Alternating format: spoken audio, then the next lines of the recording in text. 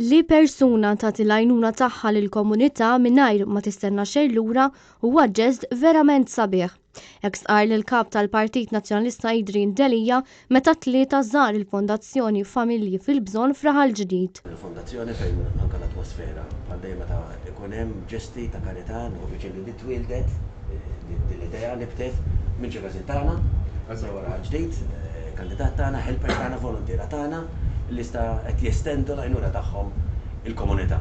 Mela maħarsu lejn uċuħ, lejn kuluri, sempliċement ngħinu dawk li huma l-iktar fil-bżonn. Ivan Bartolo f'isem il-Fondazzjoni Familji fil-Bżonn sqal li fi żmien il-COVID-19 kienu diversi anzjani li bdew jagħmlu użu minn dan is-servizz minħabba li ma bdewx joħorġu minn djarhom, speċjalment dawk li m'għandhomx min iżurhom u jieħu ħsiebhom. Huwa stqar li bejn wieħed u ieħor hemm 11 il-voluntier li qed jagħtu l-għajnuna tagħhom.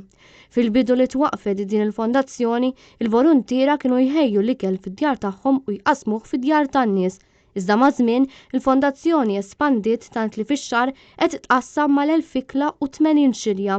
Apparti dan fil-għaxijiet il-post ta' din il-fondazzjoni jinqaleb f'wieħed fejn isiru lezzjonijiet ta' tfal li jkollhom bżonn xi assistenza.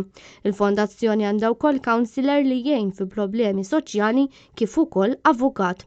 Daw kollha li jixtiequ jgħinu lill-Fondazzjoni Familji fil-Bżonn jistgħu joffru xi prodotti tal-ikel kif ukoll anke xi affarijiet oħra. Il-kap tal-Partit Nazzjonalista Idrijn Delija dar u tkellem ma' diversi volontiera li jgħinu sabiex din il-fondazzjoni tibqa' mixja l quddiem u tkompli tagħmel aktar ġid ma' dawk in-nies li verament għandhom bżonn. Huwa sema wkoll li tħassib tan-nies li mhux qed ilaħqu sal-aħħar tax-xahar u għalhekk qed ikollhom jiddependu fuq is-servizz li tagħti din il-fondazzjoni.